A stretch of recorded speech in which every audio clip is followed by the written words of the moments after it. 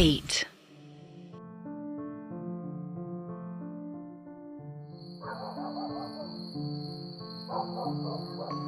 रात के करीबन 8:30 हो रहे थे।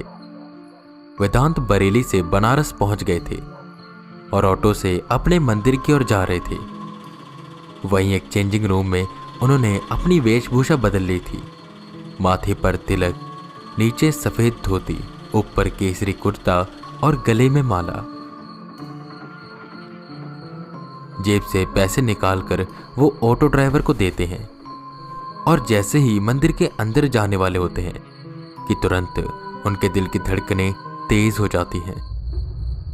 आसपास की बहती हवा शांत होने लगी और एक नकारात्मकता उनके इर्द गिर्द छाने लगी। वो स्थिर खड़े होकर ध्यान लगाने लगे कि उतनी देर में उन्हें अपने ठीक पीछे से एक आवाज आई। आ गए तुम वेदांत? मैं कब से तुम्हारा इंतजार कर रहा था। वेदांत जल्दी से पीछे की ओर मुड़ते हैं तो वहां पर एक साधु जैसा दिखने वाला कोई शख्स खड़ा था। केसरी चोला, लंबी दाढ़ी, गले में एक बड़ा सा चुल्ला जो देखने में काफी भारी लग रहा था और हाथ में एक कलश जिसमें शायद गंगा जल था। मैंने आपको पहचाना नहीं, आप? वेदांत ने पूछा, जिस पर वो हल्का सा मुस्कुराते हुए बोले, लगता है मेरे गुलामों ने तुम्हें बताया नहीं कि तुम्हारे यहां पर आते ही मैं तुम्हें यहां पर मिलूंगा। वेदांत को याद आई उस शक्ति की वो बात। वेदांत नमस्कार करते हैं और उनके यहां आने की वजह पूछते हैं, जिस पर वो अपने दूसरे हाथ में पकड़ी एक माला को वेदांत के हाथों में थमाते हैं और कहते हैं, आओ मेरे साथ, तुम्हें बहुत कुछ बताना है। ये बोल वो सीधा सीधा जाने लगे। वेदांत बिना कुछ पूछे उनके पीछे पीछे जाने लगे। रास्ता सुनसान हो चला था और उन्हें चलते हुए काफी देर हो गई थी। वेदांत को अब डर लगने लगा था। वो साधु बिना कुछ बोले बस आगे बढ़ते जा रहे थे और वेदांत उनके पीछे पीछे जा रहे थे। एक शमशान के आगे जाकर वो साधु रुके और बोले, आओ वेदांत, मेरे घर में तुम्हारा स्वागत है। वो दोनों अंदर गए। वहीं पर एक चिता अभी जलकर शांत हुई थी, जिसकी राख वो साधु उठाते हैं और अपने शरीर पर रगड़ते हैं। वेदांत ये देखकर काफी डर गए। उन्हें बहुत अजीब सा महसूस हो रहा था। एक तो उन साधु का ऑरा बहुत अलग सा था, बिल्कुल समुद्र की तरह शांत, पर समुद्र की गहराइयों की तरह उनके अंदर भी काफी राज थे। महाराज, आप मुझे यहां पर क्यों लेकर आए हो और आपको कौन सी बात करनी है? वेदांत ने पूछा, जिस पर जमीन पर बैठते हुए वो साधु बोले, वो गुलाम जिन्होंने उन चारों लोगों को मारा है वो मेरे हैं, उन्हें मैंने ही भेजा था। ये सुन वेदांत के मन में और सवाल उठने लगे। पर क्यों महाराज? आप तो साधु हो, तो आपने ये सब क्यों करवाया? जमीन पर बैठने का इशारा करते हुए वो साधु बोले, मैं हमेशा से साधु नहीं था और मेरे पास पहले से ये शक्तियां नहीं थी। ये सब मेरे प्रतिशोध की अग्नि की वजह से हुआ। मेरे साथ इन चारों ने बहुत गलत किया था, इसलिए मैंने ये सब किया। और मेरा असली नाम राजेश शुक्ला है, जो अब कोई भी नहीं जानता। ऐसे उन साधु ने, जिनका नाम राजेश था, वो अपनी सारी कहानी बताते हैं। उस होटल की जमीन का विवाद, उनकी पत्नी के साथ दुष्कर्म और उनका गायब होना। ये सुनकर वेदांत बिल्कुल सुन्न हो गए और सारी बात समझ गए। पर आपने यही रास्ता क्यों चुना और उन शक्तियों को अपना गुलाम कैसे बनाया? इन्हें सिद्ध कैसे किया? और आपने ऐसा क्यों कहा था कि वेदांत को जिसकी तलाश है वो मेरे पास है? वेदांत ने सवालों की बौछार शुरू करी, जिस पर उन्हें शांत कराते हुए वो साधु बोलते हैं, अरे सांस तो ले लो, एक साथ इतने सारे सवाल। सबसे पहले वेदांत, मुझे इतना तो पता लग गया था कि कानून मेरी मदद नहीं कर सकता, क्योंकि उन चारों की अच्छी खासी पहुंच थी। मेरे पास सबूत होते हुए और अपनी जगह पर सही होते हुए भी मैं कुछ भी नहीं कर पा रहा था। मैं बिल्कुल हार गया था। तब मैंने ये तंत्र मंत्र, काला जादू, इनके बारे में पढ़ना शुरू किया और इन्हें सीखा। मैं उन चारों को दर्द भरी और गंदी से गंदी मौत देना चाहता था। मैंने पहले तंत्र विद्या सीखी, फिर सिद्धियां हासिल करनी शुरू करी और आखिर में मुझे 1 साल लग गया बस एक ऐसे गुरु को ढूंढने में जो मुझे ऐसी सिद्धियां सिखा सके जिससे मैं उन्हें तड़पा तड़पा कर मार सकूं। पहले तो उन गुरु ने मुझे मना किया, पर मेरी लगन को देखकर उन्होंने हामी भर दी और मुझे कर्ण पिशाचनी और ऐसी कई शक्तियों को सिद्ध करना सिखाया, जिसके बाद मैंने इन्हें सिद्ध किया। पर हां, ये इतना आसान नहीं था। इसके लिए मुझे काफी कुछ सहना पड़ा।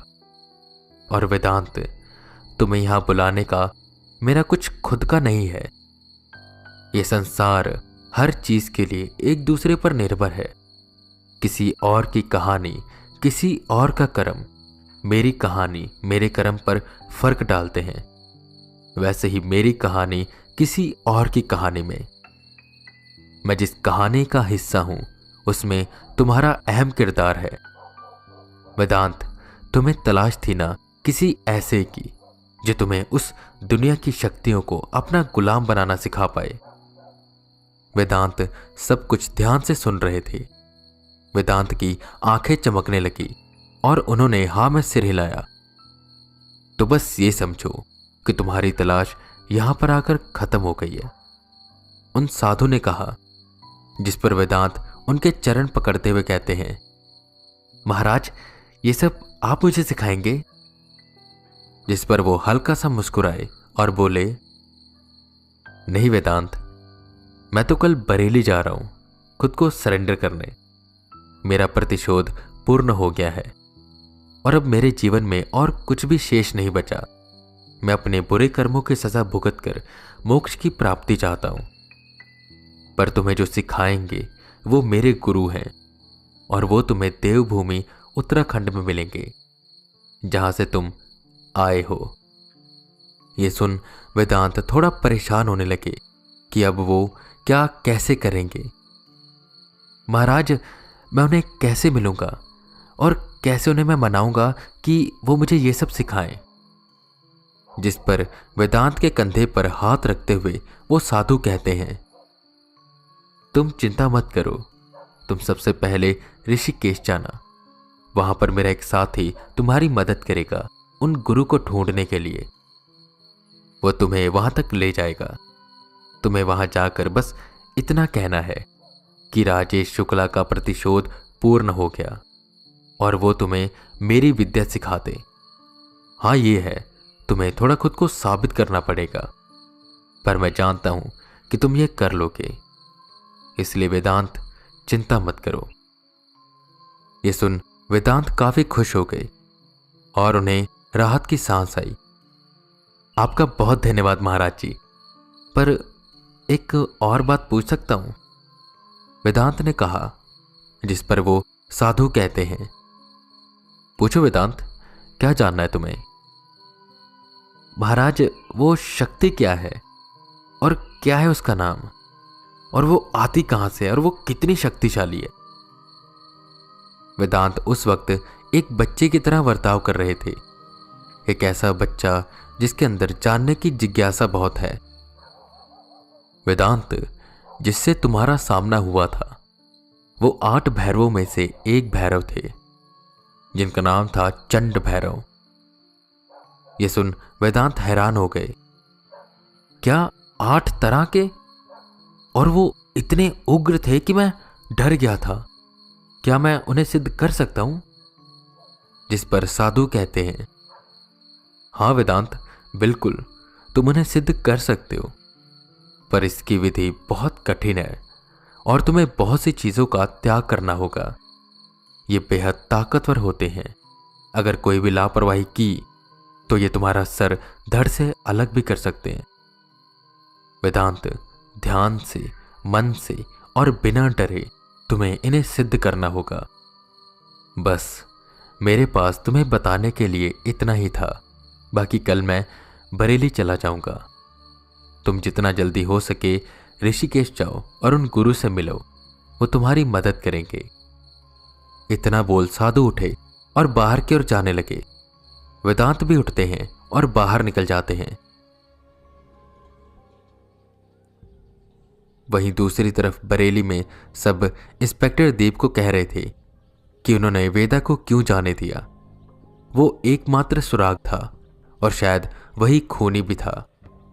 पर दीप ये जानते थे कि वेदा जरूर उनकी मदद करेंगे और उन्होंने वेदा को छोड़कर कोई गलती नहीं करी। एक दिन गुजर गया। दीप अभी भी उस केस की फाइल को देख रहे थे और राजेश को ढूंढने की प्लानिंग कर रहे थे कि उतनी देर में एक शख्स थाने में आया और दीप के ठीक सामने पहुंचा। उसे देखते ही दीप की आंखें बड़ी हो गई। वो राजेश शुक्ला था जिसने उन चारों लोगों को मरवाया था। उसने अपनी बड़ी दाढ़ी कटवा ली थी और बाल भी कटवा लिए थे। वो एक आम इंसान की वेशभूषा लेकर उनके सामने आया था क्योंकि उन्होंने अपना प्रतिशोध पूरा कर लिया था और अब ये सब कुछ छोड़ दिया था।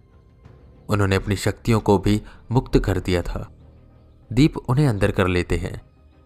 वो वेदा पर भरोसा करने लगे थे और वेदा ने यह भरोसा टूटने नहीं दिया था। खैर वहीं वेदांत दीप की पत्नी और बेटी के दिए गंगाजल में बहाते हैं जिससे उनकी आत्मा को मुक्ति मिलती है और वो सही दिशा में चले जाते हैं। अब वेदांत को ऋषिकेश के लिए निकलना था और उन गुरु से मिलना था जो उन्हें ये सब सिद्धियां सिखाएंगे।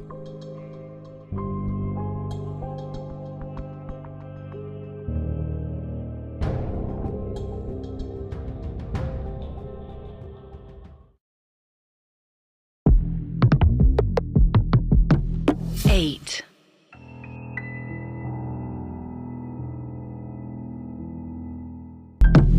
8.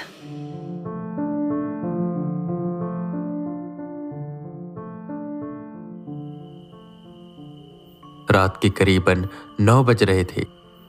आसपास जंगल का इलाका था और वो जगह पहाड़ों के बीच में थी, तो आसपास से आती आवाजें काफी डरावना औरा बना रही थी। वेदांत के साथ वो गुरुजी बाहर आते हैं और एक दिशा की ओर इशारा करते हुए कहते हैं,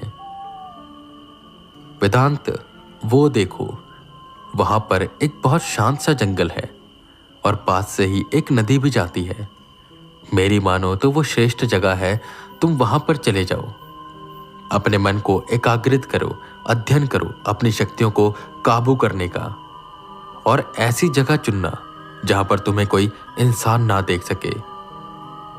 और हाँ वेदांत, इस समय तुम्हारी शक्तियां चरम पर होंगी, तुम्हें अपना ध्यान रखना होगा। इन पूरे 10 दिनों के लिए तुम्हें बस फलाहार रहना है, इसके अलावा और कुछ नहीं खाना। तुम अपनी साधना की शुरुआत करो, मैं तब तक बाकी चीजों की व्यवस्था करता हूं। जाओ वेदांत, सफल होकर आओ। वेदांत अपने गुरु का आशीर्वाद लेते हैं और बैग टांग कर सीधा उस जंगल की ओर निकल जाते हैं। अंधेरा काफी हो गया था और जमीन पर गिरे पत्तों को पैरों से मसलते हुए वेदांत आगे बढ़ते जा रहे थे। आसपास से आती आवाजें उन्हें डरा रही थी, पर इस हद तक नहीं कि वो अपने कदम पीछे की ओर मोड़ लें। वो उस जंगल में पहुंचे और नदी के किनारे बैठकर आसमान में चमकते चांद को देखने लगे। वहां पर उनके मन को एक शांति सी मिल रही थी, ऐसी शांति जो उन्हें शहर में कभी भी नहीं मिल सकती थी। अपना मुंह हाथ धोकर वो वहीं पड़े एक पत्थर के ऊपर बैठ गए और ध्यान लगाने लगे, पर बार बार आसपास से आती आवाजें उनका ध्यान भटका रही थी। किसी तरह ध्यान लगाकर वो बैठे रहे, पर 1 घंटे से ज्यादा वो बैठ नहीं पाए। उनकी लातें सुन्न हो गई और सर भारी होने लगा। मैंने जितना सोचा था ये तो उससे भी ज्यादा मुश्किल है। क्या करूं मैं? वेदांत परेशान होने लगे। पूरी रात वो ऐसे ही कोशिश करते रहे, पर 1 घंटे से ज्यादा वो ध्यान नहीं लगा पा रहे थे और उन्हें नींद भी आने लगी थी। एक पेड़ के नीचे बैठकर उन्होंने कुछ देर नींद ली। उन्हें एक सपना आया, एक बहुत ही डरावना सपना। एक डैन जैसी दिखने वाली औरत गुरुजी का गला काट रही थी। वेदांत एक झटके से उठे। उनका मन बेचैन होने लगा। वो सोच में पड़ गए कि क्या उन्हें वापस चले जाना चाहिए या यहीं पर रहना चाहिए। मन उनका उन्हें बार बार भटका रहा था। गुरुजी की चिंता, समाज की चिंता, राजन और आर्यन की चिंता, आसपास की बातें सब उनके दिमाग में घूम रही थी और इन्हीं बातों को, इन्हीं विचारों को उन्हें अपने दिमाग से निकालना था, तब उनकी यह साधना सफल हो पाती। उन्होंने सब चीजों की चिंता छोड़ी, नदी के बहते शीतल जल में स्नान किया, कपड़े बदले और हाथ में माला लेकर उसी पत्थर पर बैठ गए। राम राम राम राम नाम का जप करते हुए वो अपनी आंखें बंद किए बस बैठे रहे। धीरे धीरे आसपास से आती आवाजें शांत हो गई। उनके दिमाग में आए विचार भी कहीं गायब हो गए और उन्हें आसपास सब सफेद दिखाई देने लगा और एक शांति की अनुभूति हुई। वो ऐसे ही बैठे रहे और जब उन्होंने अपनी आंखें खोली तो उन्हें काफी हल्का महसूस हो रहा था और अंधेरा भी हो चुका था। उनकी आंखों में आंसू आ गए थे और ये आंसू शांति की प्राप्ति के थे। वो सफल हो रहे थे, पर अभी भी उन्हें काफी मेहनत करनी थी। वेदांत ऐसे ही साधना करते रहे, अपनी शक्तियों को काबू करने की कोशिश करते रहे। घंटा घंटा वो शीतल जल में बैठे रहते और साधना करते, ऐसे जैसे कोई तपस्वी करता हो। उनके मन की चिंताएं, भारीपन सब दूर हो रहा था। उनके चेहरे पर एक तेज आ गया था और शायद अब वो तैयार थे उन शक्तियों को सिद्ध करने के लिए। अभी उन्हें आए बस 9 ही दिन हुए थे और वो काफी खुश थे कि उन्होंने 10 दिन होने से पहले अपनी साधना पूरी कर ली। वेदांत जल्दी से वापस एक गुरु के पास आए जो कुछ सामग्रियों को समेट रहे थे और जैसे ही वो वेदांत को आते हुए देखते हैं काफी खुश हो जाते हैं। वेदांत दंडवत प्रणाम करते हैं। वेदांत के चेहरे का तेज देखकर और शरीर की स्थिरता देखकर गुरुजी समझ गए कि वेदांत योग्य हो चुके हैं उन सिद्धियों को हासिल करने के लिए। यशस्वी भव। वेदांत, तुमने तो समय से पहले कर दिया। बहुत खूब, मैं जानता था तुम ये कर लोगे। सुनो वेदांत, आज तुम आराम करो। कल की रात अमावस्या की रात है और कल तुम्हें चंड भैरव को सिद्ध करना है। मैं सामग्री इकट्ठा कर रहा हूं, बस कुछ चीजें और बची हैं, वो मैं अभी ले आऊंगा। तब तक तुम कुटिया में जाओ और आराम करो। इतना बोल वो गुरुजी वहां से चले गए और वेदांत आराम से लेट गए। लेटे लेटे उन्हें कब नींद आ गई उन्हें पता ही नहीं चला। काफी दिनों के बाद उन्हें सुकून की नींद आई थी। वो काफी गहरी नींद में थे कि अचानक से उनका सर भारी होने लगा। आंखें खुल नहीं रही थी और सपने में उन्हें ऐसा लग रहा था कि वो 2 चीजों के बीच में दबे हुए हैं। वो चिल्लाना चाह रहे थे पर वो ना तो चिल्ला पा रहे थे और ना ही भाग पा रहे थे। सर उनका फटने को हो रहा था कि अचानक से उन्हें एक आवाज आई। वेदांत की आंख एक झटके से खुली तो उनके सामने एक 6 फुट लंबी औरत खड़ी थी। उसकी आंखों में लाली और गुस्सा था। एक हाथ में नर खोपड़ी और दूसरे में एक बड़ी सी तलवार थी और उसके निशाने पर वेदांत का गला था।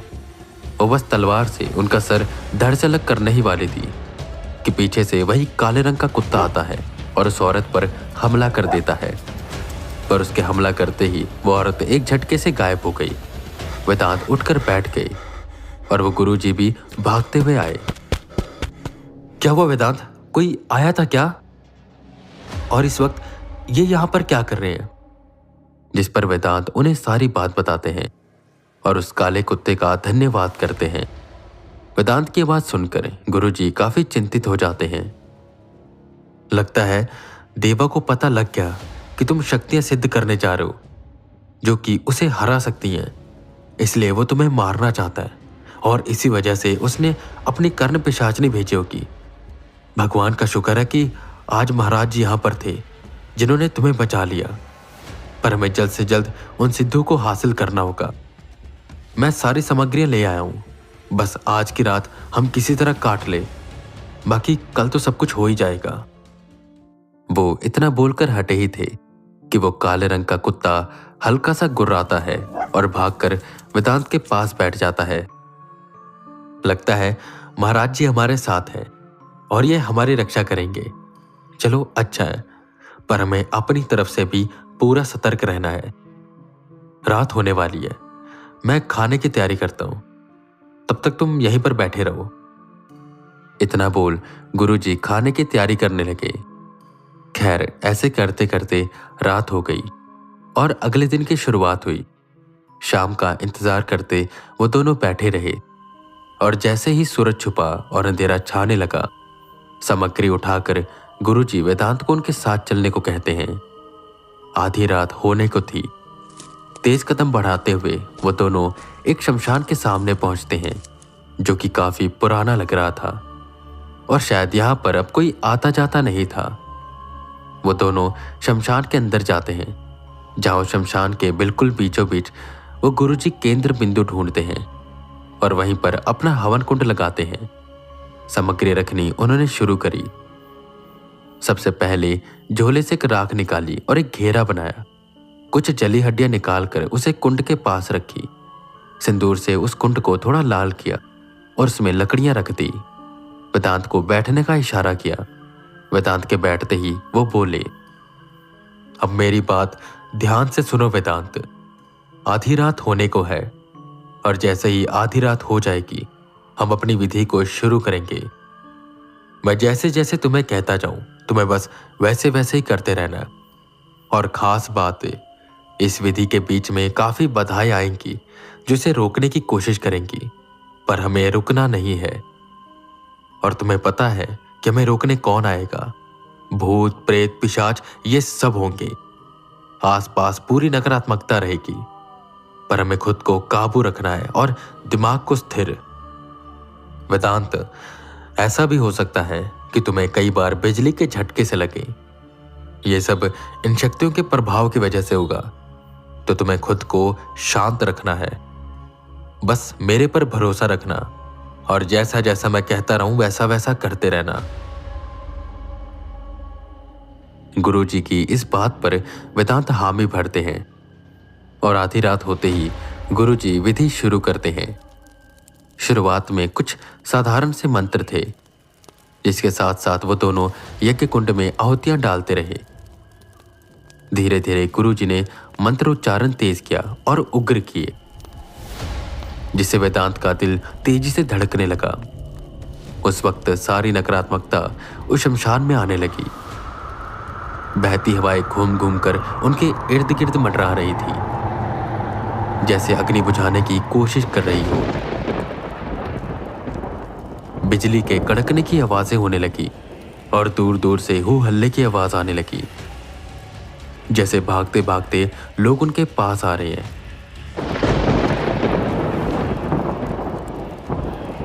इसी बीच वेदांत के गले में पहना वो लॉकेट जो पिशाच राज ने दिया था वो चमकने लगा और आती हू हल्ले की आवाज रुक गई।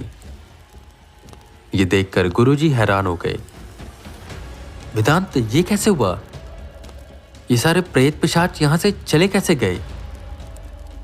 उन्होंने पूछा, जिस पर वेदांत ने उन्हें पिशाच राज के बारे में सब कुछ बताया, जिससे गुरुजी काफी प्रभावित हुए और आहुतियां देना उन्होंने जारी रखा। काफी देर के बाद वेदांत को झटके महसूस होने लगे। उनके पैर कांपने लगे और उनका शरीर भारी होने लगा, जैसे उनके कंधे पर कोई बार बार बैठ रहा है। वेदांत को एक अजीब सा डर लगने लगा, जो कि जायज था, पर गुरुजी मंत्र पढ़ते रहे। वो गुरुजी वेदांत के कंधे पर हाथ रखते हैं और आंखों ही आंखों में उन्हें ना डरने का इशारा देते हैं। वेदांत मन को काबू करके बस बैठे रहे और मंत्र उग्र होते रहे। उस पूरे शमशान के द्वार एक दूसरी दुनिया में जुड़ने लगे। वो सब अपनी दुनिया से विचलित होके एक अलग दुनिया में आ पहुंचे। एकदम से गुरुजी ने अपने झोले से एक बड़ी तलवार निकाली और वेदांत के सामने रखी। ये देखकर वेदांत एकदम से डर गए। ये तलवार क्यों? उन्हें समझ नहीं आ रहा था कि झोले से राख निकालकर उन्होंने अग्नि में डाला और कुछ मंत्र उच्चारण किए। वो आखिर में चिल्लाते हुए कहते हैं, मैं तुम्हारा वाहन करता हूं, जल्दी से आओ। ये सुन वेदांत उलझन में आ गए कि आखिर ये किसे बुला रहे हैं कि दूर से उन्हें किसी जानवर के भागकर आते हुए की आवाज सुनाई देती है। वो एक बड़ा काले रंग का भैंसा था जो सीधा हवन कुंड के सामने बैठ गया। वेदांत का दिल घबराने लगा। वेदांत, इस तलवार को उठाओ और इसकी बलि दे दो। ये सुनते ही वेदांत के पैरों के नीचे से जमीन खिसक गई। क्या बलि? मैं इस बेजुबान को मारना नहीं चाहता हूं। गुरुजी मुझे क्षमा करें, क्या हमारे पास कोई और रास्ता है? जिस पर मुंह बनाते हुए गुरुजी बोले, वेदांत, मूर्खता मत करो, हम विधि के बीच में हैं और ये उस विधि का एक हिस्सा है। तुम्हें चंड भैरव को सिद्ध करना होगा और इसके लिए यह बलि देना जरूरी है। वेदांत, जल्दी करो वरना कुछ अनहोनी हो जाएगी। वो उन पर जोर डालने लगे। वेदांत उस भैंसों को देखता है। वो काफी मासूम सा लग रहा था और उनका मन नहीं मानता कि वो उसकी बलि दे, पर ना जाने किस वजह से वो तलवार उठाते हैं और काटने के लिए अपने हाथ ऊपर करते हैं, पर उनका मन बार बार उन्हें मना कर रहा था। उनका हाथ रुक रहा था। उनके अंदर हिम्मत नहीं हो रही थी और धीरे धीरे उनकी आशा टूटती जा रही थी। वो उन सिद्धियों को हासिल तो करना चाहते थे, पर किसी की बलि देकर नहीं। कैसे बलि दूं, क्या करूं, उन्हें कुछ भी समझ नहीं आ रहा था, पर वो बार बार अपना मन मनाने की कोशिश कर रहे थे।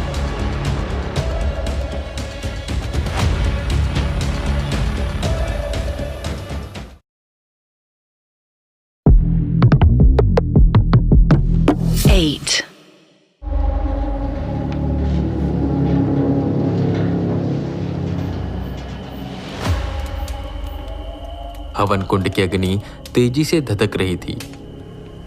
आसमान में बादल घिर रहे थे और बिजली कड़कने की आवाजें आ रही थी। वहां का वातावरण असामान्य हो गया था और इतना ज्यादा भारी कि वेदांत के सर की नसें फट रही थी। उसी में गुरुजी वेदांत को बार बार उस भैंसे का गला काटकर उसकी बलि देने को कह रहे थे, जिससे वेदांत का दिमाग चकरा रहा था। वो ये पाप नहीं कर सकते थे, पर चंड भैरव को सिद्ध करने के लिए ये करना जरूरी था। एक बलि देना जरूरी था। वेदांत, इंतजार मत करो, बस यही आखिरी चीज बची है। ये बलि दे दो और चंड भैरव सिद्ध हो जाएंगे। वेदांत, जल्दी करो वरना कुछ अनर्थ भी हो सकता है। तलवार हाथों में थी और हाथ ऊपर थे, उस भैंसे के गले को काटने के लिए तैयार, पर वेदांत का मन नहीं मान रहा था। गुरुजी बार बार वेदांत को कह रहे थे कि बलि दे दे। आंखें बंद कर वेदांत ने हिम्मत जुटाई और हाथ ने रफ्तार पकड़ी। तलवार सीधा उस भैंसे के गले को काटने के लिए बढ़ने लगी। उतनी देर में बहुत तेज बिजली कड़की और सामने जो पेड़ था वो टूटकर गिर गया। वेदांत के हाथ वहीं पर रुक गए और गुरुजी खड़े हो गए। ये कैसे हुआ? लगता है कोई और भी शक्ति आ रही है। वेदांत, लगता है वो। गुरु के लब थरथराने लगे कि तब वेदांत को अपने पीछे से आवाज आई, वेदांत, कैसे हो? बड़े दिनों बाद मुलाकात हुई।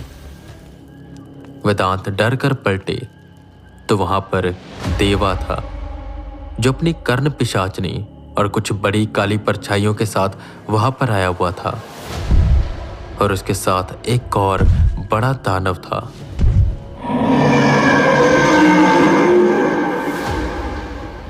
वेदांत के पैर कांपने लगे। वो दानव काफी बड़ा और खतरनाक लग रहा था और देखने में किसी जानवर की तरह था। पर उसका सर बकरे का था, शरीर किसी विशालकाय सांड की तरह और पीठ पर 2 बड़े पंख थे और पूंछ की जगह एक बड़ा काले रंग का सांप जो फुफकार रहा था। वेदांत और गुरु के पसीने छूटने लगे। वो भैंसा वहां से भाग खड़ा हुआ। वेदांत को कुछ भी समझ नहीं आ रहा था कि अब वो क्या करें। गुरुजी ने अपनी शक्तियों का आवाहन किया। कुछ रूहें वहां पर आ जाती हैं और देवा की उन काली शक्तियों से लड़ने लगती हैं। करण पिशाचनी वेदांत पर हमला करती है, जिस पर एकदम से वो काले रंग का कुत्ता आ जाता है और उस करण पिशाचनी से लड़ने लगता है।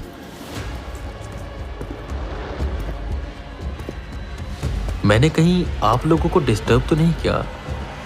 शायद आप मुझे हराने के लिए कोई हवन कर रहे थे ना? क्या वो वेदांत, तुम्हारे पैर क्यों कांप रहे हैं? अच्छा, इससे ये तो मेरा प्यारा पालतू जानवर है। मैं इसे कब का पा जाता, पर तेरी मेहरबानी की वजह से वो द्वार बंद हो गया और मैं इसे उस वक्त बुला नहीं पाया। जा मेरे शेर, देवा ने अपने उस दानव से कहा, जिस पर वो तेजी से वेदा की ओर लपका। वेदा वहां पर बिल्कुल सुन्न खड़े थे, जिस पर अचानक से उनके गले का वो लॉकेट चमका और टूट गया। अचानक से पिशाच राज प्रकट हुए, पर उस दानव की शक्तियों के सामने वो भी कमजोर पड़ रहे थे। उन्होंने चिल्लाकर अपने गुलामों को बुलाया। चारों तरफ से भूत प्रेत पिशाच सब उड़ कर आने लगे देवा के उस दानव से लड़ने के लिए। वेदा के सामने एक भीषण लड़ाई छिड़ गई थी, जहां पर सब नेगेटिव एनर्जीज आपस में लड़ रही थी और वहां पर बस वेदांत सुन बैठे हुए थे। कितनी देर में देवा उनकी तरफ आते हुए बोला, क्या वो वेदांत, सुन क्यों खड़े हो? चल तेरे को एक बात बताता हूं, एक ऐसी बात जिससे तू अपने होश में आ जाएगा। क्या तू जानता है मैंने तुझे अब तक मारा क्यों नहीं? क्योंकि मैं सही समय का इंतजार कर रहा था, जब मेरा शेर मेरे पास आ जाएगा। पर तेरी दखलंदाजी की वजह से मैं उसे ला नहीं पाया। खैर, एक तरह से सही हुआ। तू यहां पर अपनी साधना में व्यस्त रहा और वहीं दूसरी तरफ मैंने वो द्वार खोल लिया। पता है, उसके लिए मुझे एक बलि देनी पड़ी, पर वो बलि किसी जानवर की नहीं, एक इंसान की थी। और पता है, उस बलि के लिए मैंने किस खास इंसान को चुना। वेदांत के हाथ पैर कांपने लगे कि देवा ने हवा में हाथ घुमाया और एक सर उनके हाथों में आ गया। वो सर देवा ने वेदांत की ओर फेंका। वो सर राजन का था। वो लड़खड़ा कर वेदांत के कदमों में आकर गिरा। वेदांत ये देखते ही घुटने के बल जमीन पर गिर गए। उनकी आंखों से आंसू गिरने लगे। उन्होंने राजन के उस कटे सर को उठाया और सीने से लगाकर रोने लगे। वो जोर जोर से चिल्ला रहे थे, जिस पर देवा बस हंसता जा रहा था। जैसे मैंने इसका सर धड़ से अलग किया, ठीक वैसे ही आज तेरा भी करूंगा। वेदांत, तुझे कोई नहीं बचा सकता। वेदांत की आंखें गुस्से से लाल हो गई। उनके अंदर की आग और तेज धधकने लगी। उनके हाथ का वो पंख का टैटू जोर से चमकने लगा और उनके चिल्लाते ही एक और आवाज चारों तरफ गूंजी।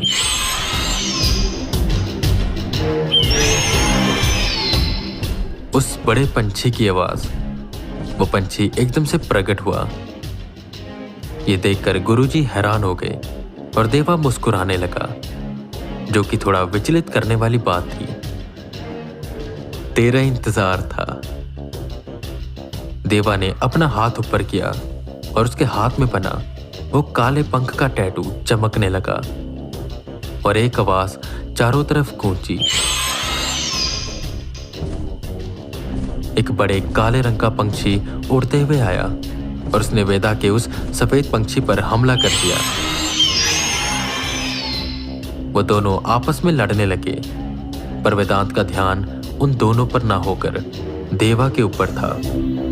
वेदांत जमीन पर पड़ी उस तलवार को उठाते हैं और देवा की ओर भागने लगते हैं। कर्ण पिशाचनी देवा की ओर आने की कोशिश करती है, जैसे वो उसे कुछ बताना चाहती हो, पर उसके वहां तक पहुंचने से पहले वो काला कुत्ता उसे रोक देता है। वेदांत का निशाना देवा के गले पर था, जिस पर देवा मुस्कुराता है और एकदम से पिशाचराज और बाकी आत्माओं को गिराकर वो दानव वेदांत के सामने आकर खड़ा हो गया। उसने एक वार किया जिससे वेदांत दूर जाकर गिरे। वेदांत उठते हैं और गुरुजी से कहते हैं, गुरुजी आप मंत्र पढ़िए, बलि तो मैं आज देकर रहूंगा। वेदांत की बात सुनकर गुरुजी हवन कुंड के सामने बैठ गए और मंत्र पढ़ने लगे, जिस पर वेदांत भागते हुए उस दानव की ओर बढ़ते हैं। उनके निशाने पर उसका गला था। उन्होंने अपनी पूरी ताकत लगाई और उस दानव के गले पर वार किया, पर उनकी तलवार टूटकर चूर चूर हो गई और उस दानव ने वेदांत पर हमला कर दिया। वेदांत, हम उसे नहीं हरा पाएंगे, वो बहुत ताकतवर है। पिशाचराज ने कहा। वेदांत के सर से खून बहने लगा। वहीं देवा बस जोर जोर से हंसता जा रहा था। वेदांत अपने खून की उस बूंद को हवन कुंड में डालते हैं और चिल्लाते हुए कहते हैं, चंड भैरव, मैं तुम्हारा वाहन करता हूं। गुरुजी ये सुनकर डर गए और पीछे हुए। अरे मूर्ख, ये क्या कर दिया तुमने? ऐसे ही वाहन कर दिया। अगर वो अभी आ भी गए तो सबसे पहले तुम्हें ही मार देंगे। उनके क्रोध को तुम अभी जानते नहीं हो। गुरुजी इतना बोलकर हटे ही थे कि तेज बिजली कड़कने लगी। वेदांत, वो क्रोधित हो चुके हैं। गुरुजी कुंड से और दूर हुए, जिस पर अग्नि से उठता धुआं एक आकार लेने लगा। कुत्तों से भौंकने की आवाजें आने लगी और बिजली तेजी से कड़कने लगी। भूत प्रेत वहां से भाग गए और पिशाचराज भी डरकर पीछे होने लगे। जोर जोर से आवाजें आने लगी। धुएं का वो आकार एक पूरा रूप लेता है, काले रंग की बड़ी छवि। ये छवि ठीक वैसी थी जैसी उन्हें उस दिन मिली थी, ठीक राजेश शुक्ला के चंड भैरव जैसी, पर उससे ज्यादा उग्र और क्रोधित। किसने किया मेरा वाहन? वो इन रक्त की बूंदों से। क्षमा करिए, मैं हूं वो जिसने आपका वाहन किया है, पर मुझे आपकी सहायता चाहिए और बदले में मैं आपको रक्त दूंगा। रक्त इस जानवर का। वेदांत ने उस दानव की ओर इशारा करते हुए कहा, जिस पर वो चंड भैरव उस दानव की ओर बढ़ते हैं और जोर जोर से हंसते हुए अपना हाथ ऊपर करते हैं। एक दोधारी तलवार उनके हाथों में आ गई और वो सीधा उस दानव पर हमला कर देते हैं।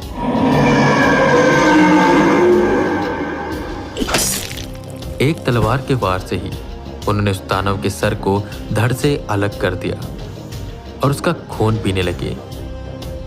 देवा ये देखकर जोर से चिल्लाने लगा। उस दानव का खून पीते ही चंड भैरव गायब हो गए। कर्ण पिशाचनी बार बार देवा की ओर आने की कोशिश कर रही थी, पर वो काला कुत्ता उसे रोक रहा था। तूने मुझसे मेरा सब कुछ छीना है देवा, मेरा परिवार, मेरे गुरु, मेरे साथी, सब कुछ। मैं तुझे नहीं छोड़ूंगा। वेदांत काफी गुस्से में थे। उन्होंने अपनी शक्तियों को एकत्रित किया और अपने हाथों में एक तलवार का वाहन किया। ठीक वैसे ही सामने देवा ने भी किया। एक तरह से उन दोनों के पास सामान्य ताकत थी, वहीं ऊपर आसमान में वो दोनों विशालकाय पक्षी आपस में लड़ रहे थे, जिसमें से वो काले रंग का पक्षी उस सफेद पक्षी पर हावी हो रहा था। पूरा शमशान एक रण क्षेत्र में बदल चुका था, जहां सत्य और असत्य में युद्ध हो रहा था। वेदांत और देवा की लड़ाई शुरू हुई, जहां पर देवा वेदा पर हावी हो रहे थे। इसी बीच पिशाच राज देवा के गले में उस पत्थर के टुकड़े को देखते हैं, चमकता हरे रंग का पत्थर जो देवा ने चोरी कर लिया था। वो देवा पर हमला करते हैं। वेदा और पिशाच राज देवा पर हावी हो रहे थे। वहीं वो काले रंग का कुत्ता देवा की कर्ण पिशाचनी को हरा देता है। पर आसमान में वेदा की शक्तियों का प्रतीक वो सफेद पंछी हार रहा था, जिससे वेदा के हाथों का टैटू मिटता जा रहा था। वेदांत, हमारे पास ज्यादा समय नहीं है, जल्दी से देवा को मारो। पिशाच राज ने कहा। मौके का फायदा उठाकर वेदा ने अपनी शक्तियां एकत्रित करी और एक झटके से देवा के गले पर वार किया। देवा का सर कटकर नीचे गिर गया, जिस पर सब लोग एकदम से स्थिर हो गए। क्या सच में देवा हार गया? किसी को यकीन नहीं हो रहा था, पर यह सत्य था। सब कुछ शांत होने लगा, पर इतनी देर में वेदांत ने देवा के शरीर से निकलती एक सफेद रोशनी के गोले को देखा, जो तेजी से किसी दिशा में जा रहा था।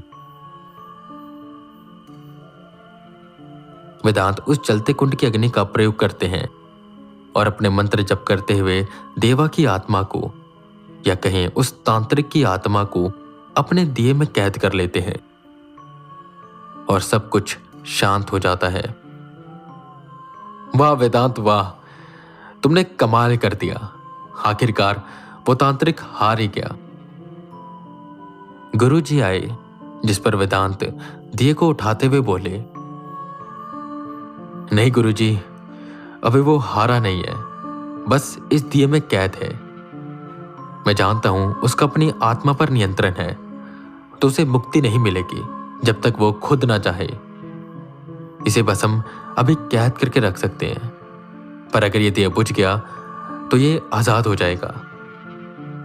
जिस पर गुरुजी वेदांत को उस दिए को संभाल कर रखने को कहते हैं।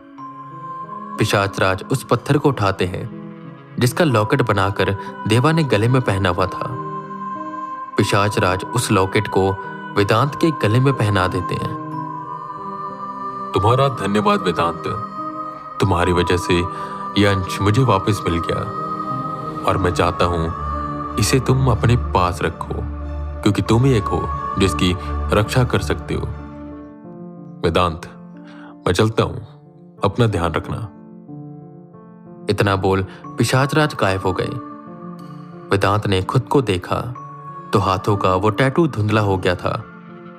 गले में पिशाच राज का वो चिन्ह नहीं। उनका साथी राजन जा चुका था और वो चंड भैरव को भी सिद्ध नहीं कर पाए थे। एक तरह से उन्होंने अपना सब कुछ खो दिया था, पर उसके बदले में उन्हें देवा मिल गया। पर देवा पूर्ण रूप से हारा नहीं था। अब उन्हें इस दिए को संभाल कर रखना था और यह ध्यान रखना था कि ये दिया बुझने ना पाए, वरना देवा या कहें तांत्रिक फिर से आजाद हो जाएगा। वो वापस से बनारस जाने की तैयारी करते हैं। उन्हें लग रहा होता है कि अब चीजें शांत हो चुकी हैं, पर सच्चाई उनकी सोच से विपरीत है।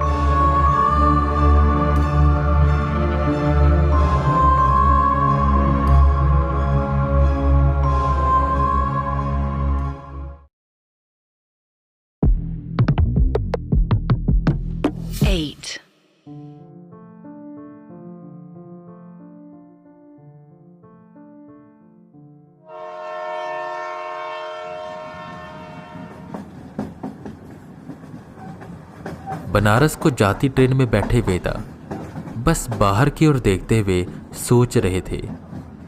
उनकी सोच में हर वो चीज थी जिसे वो खो चुके थे। उनकी आधी ताकतें, उनका भाई जैसा पार्टनर राजन, पिशाच राज ने दिया वो लॉकेट और शायद आर्यन का साथ भी।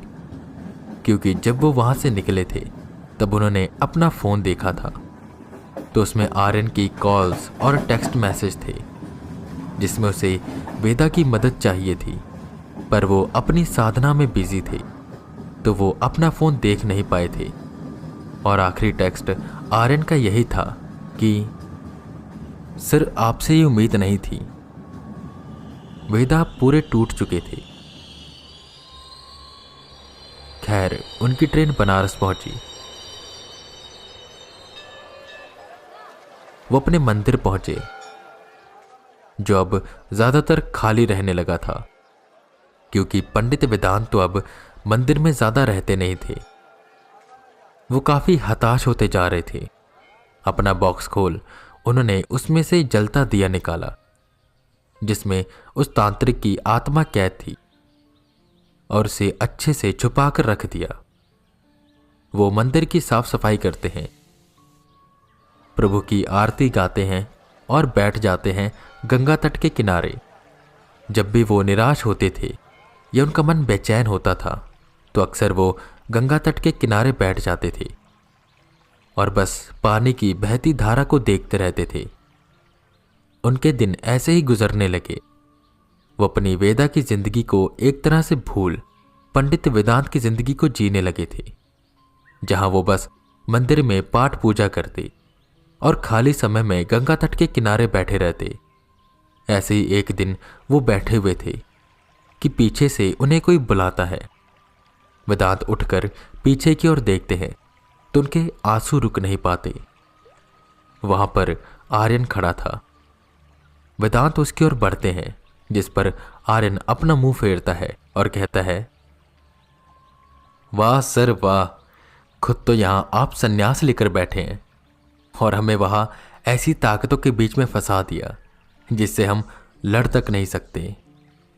आर्यन के कटु वचन सीधा वेदांत के दिल पर वार करते हैं।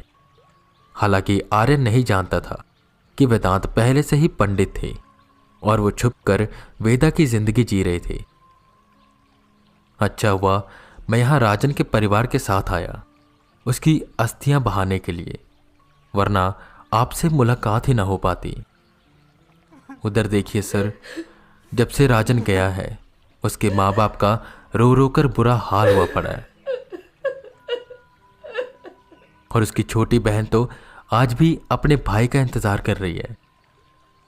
आप इतने लापरवाह कैसे हो सकते हो सर?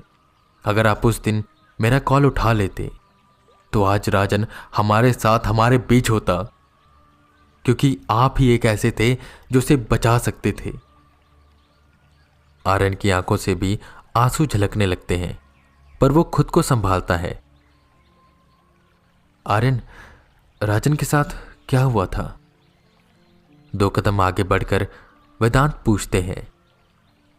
आर्यन कुछ देर वेदांत की ओर देखता है और वही बनी सीढ़ियों पर बैठते हुए कहता है, जब हम बरेली से वापस आए उसके 2 दिन बाद राजन के साथ कुछ अजीब सी चीजें होने लगी। उसे ऐसा लगने लगा कि उसके पीछे कोई है। जहां भी वो जाता है हमेशा उसे ऐसा लगता कि उसे कोई देख रहा है और उसने ये बात मुझसे शेयर भी करी, पर मुझे ऐसा लगा कि शायद उसे वहम हो रहा होगा। पर धीरे धीरे उसको एक औरत दिखाई देने लगी और वो बताता था कि वो औरत बहुत डरावनी है। मैं बिना देर किए आपको फ़ोन मिलाता हूँ, पर सर आपके फ़ोन की तो बस रिंग जा रही थी, कोई जवाब नहीं आ रहा था।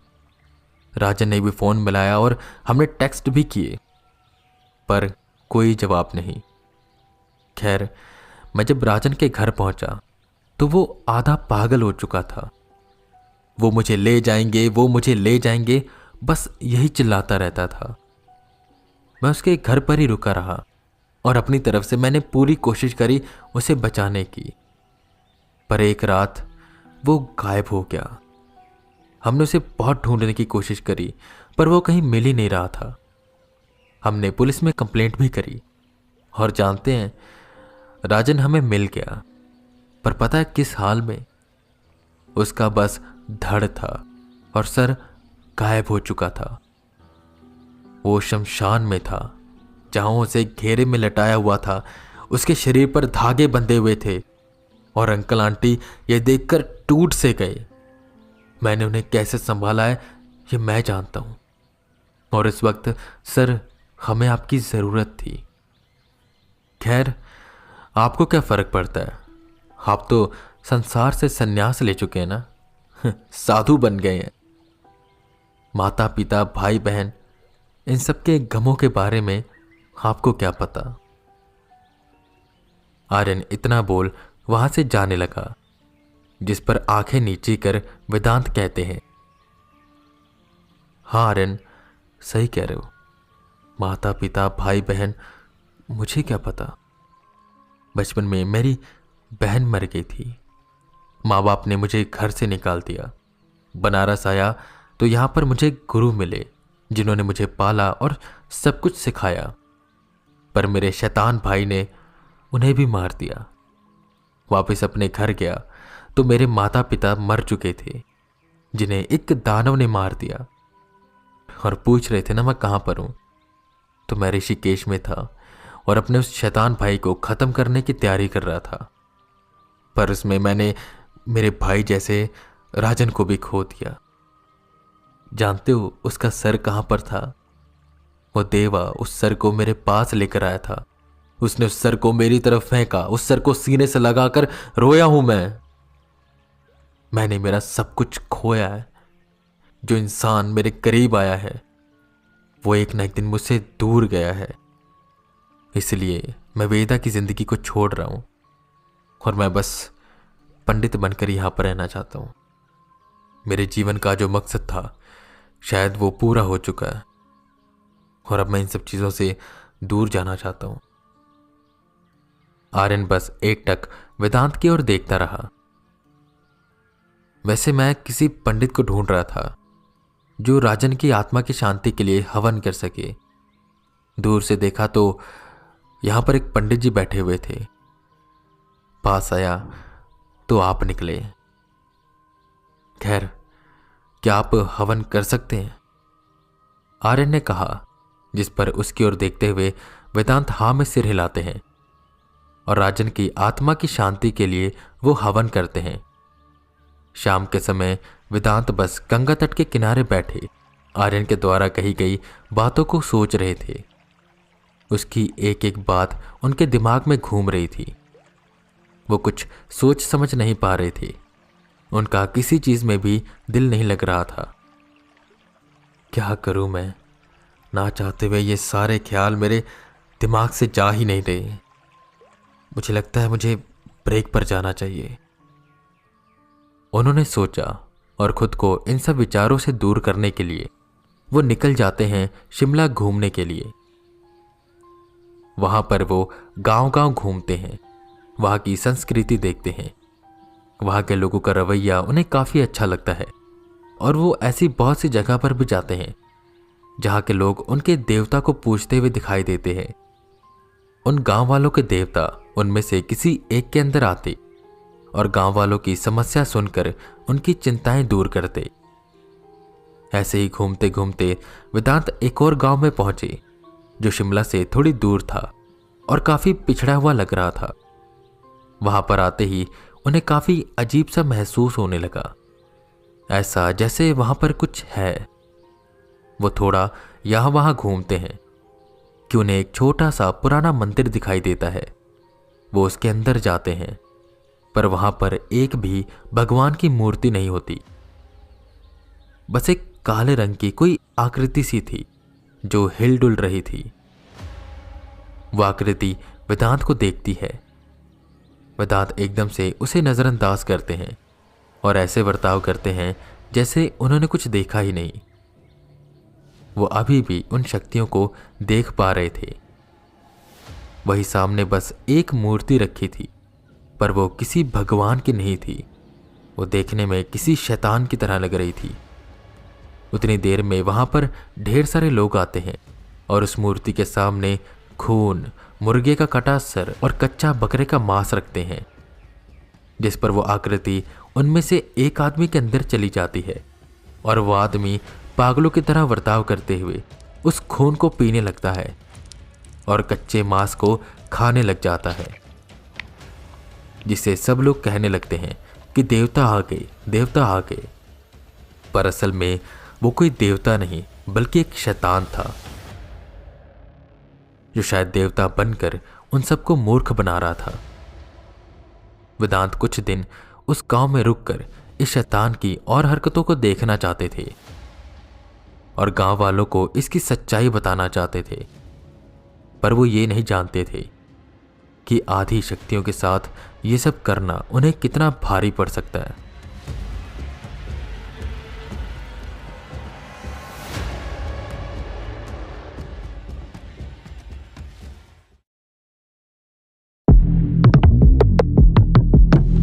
Eight.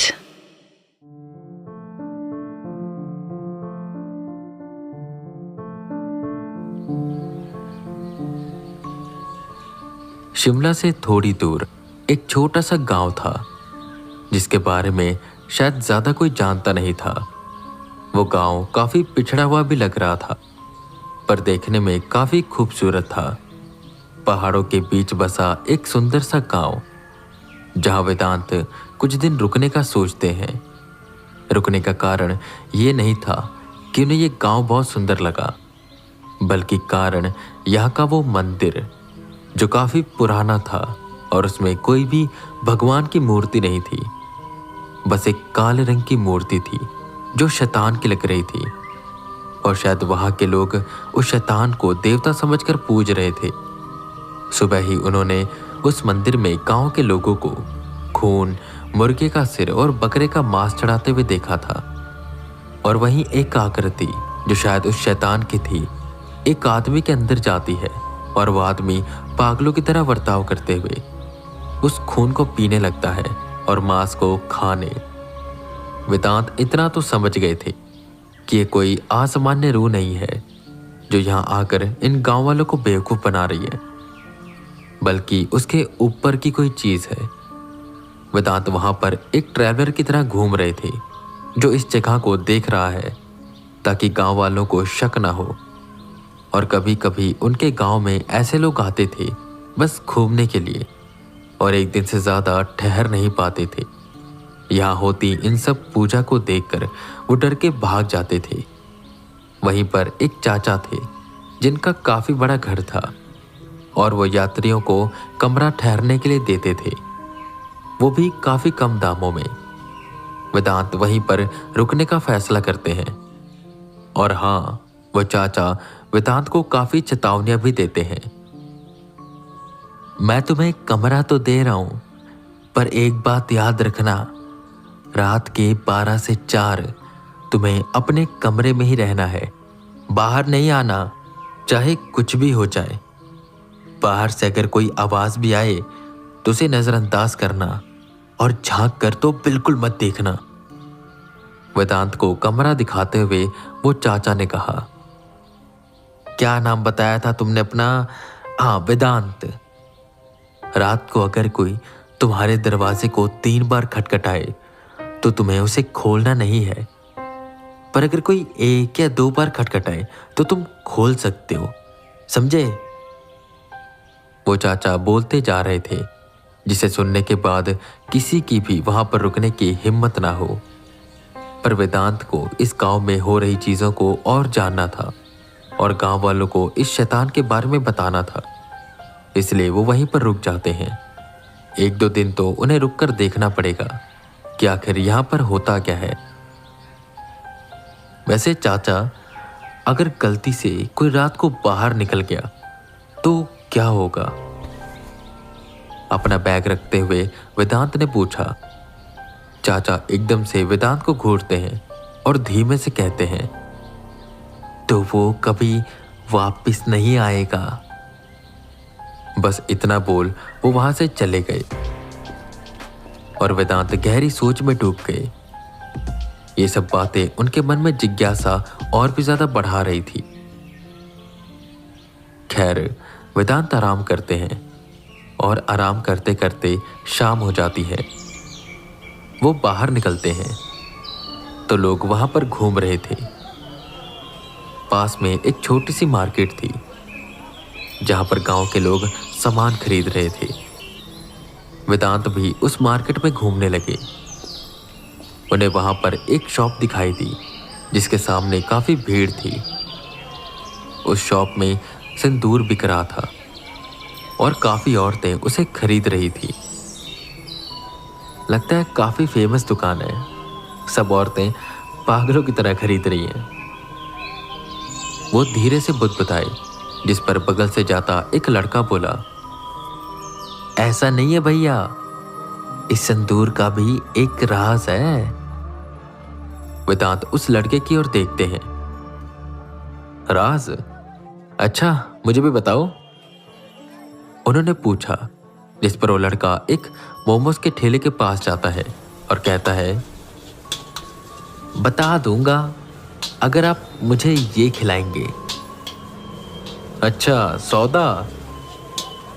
वेदांत मुस्कुराए और उन्होंने उसे मोमोज लेकर दिए। वो लड़का जल्दी से उन मोमोज को खाता है और कहता है, हाँ भैया, तो वो सिंदूर वो औरतें अपने लिए नहीं खरीदती, बल्कि अपनी बेटियों के लिए खरीदती हैं। वेदांत हैरान हुए। बेटियों के लिए मतलब? उन्होंने पूछा, जिस पर धीरे से लड़का वेदांत के कान में कहता है, कहते हैं ये सिंदूर हमारे देवता को बहुत पसंद है और कुछ ही दिनों में वो त्योहार आने वाला है जब हमारे देवता आएंगे और गांव के इन सभी लड़कियों में से किसी एक को चुनेंगे अपनी दुल्हन बनाने के लिए। इसीलिए ये सब औरतें इस सिंदूर को ले रही हैं ताकि उनकी बेटी को देवता पसंद कर ले। वेदांत ये सुनकर वहीं खड़े के खड़े रह गए। दुल्हन मतलब? और वो त्योहार क्या वो हर साल आता है? और जो लड़कियां पहले दुल्हन बन चुकी हैं उनके साथ क्या हुआ है? वेदांत के सवालों की बौछार शुरू हुई, जिस पर वो लड़का उन्हें शांत कराते हुए बोला, भैया धीरे बोलो, कोई सुन लेगा ना तो मैं मारा जाऊंगा। हम ये सब बातें किसी को बता नहीं सकते, और अगर आपको आगे की बात जाननी है। इतना बोल लड़का नूडल्स की दुकान की ओर देखने लगा। अच्छा ठीक है, आओ। आजकल के बच्चे भी ना रिश्वत लेने लग गए हैं। हेलो भैया, एक प्लेट नूडल्स लगाओ। हाँ, तो क्या कह रहे थे तुम? वो लड़का उस दुकान के पास पहुंचा। नूडल्स मिलते ही वो लड़का उसे खत्म करता है और कहता है, भैया काफी स्वाद थे, तो चलो। वो आगे की ओर बढ़ने लगा। वेदांत ठीक है कहते हैं, जिस पर वो लड़का वेदांत को एक सुनसान सी जगह पर लेकर जाता है और बताता है, भैया ये बात हम गांव वालों की है, हम किसी को बताते नहीं हैं, पर मैंने आपका नमक विद नूडल्स खा लिया है, सो बता देता हूं, पर आप किसी को बताना मत। ये त्योहार 5 साल में बस एक बार आता है और गांव में जितनी लड़कियां हैं 18 से 24 साल के बीच की, सब तैयार होकर सज धज कर मंदिर के सामने बैठ जाती। वो देवता किसी एक आदमी के शरीर में आते हैं और सब लड़कियों को अच्छे से देखते हैं, और जो उन्हें पसंद आ जाती है उसके माथे पर सिंदूर भरकर उसे अपने साथ ले जाते हैं। वेदांत बात काटते हुए कहते हैं, फिर उनके साथ क्या होता है? कहते हैं उन्हें स्वर्ग लोक मिल जाता है और जिस घर से लड़की जाती है उस घर में पैसे ही पैसे बरसने लगते हैं और उस घर के सारे काम बन जाते हैं।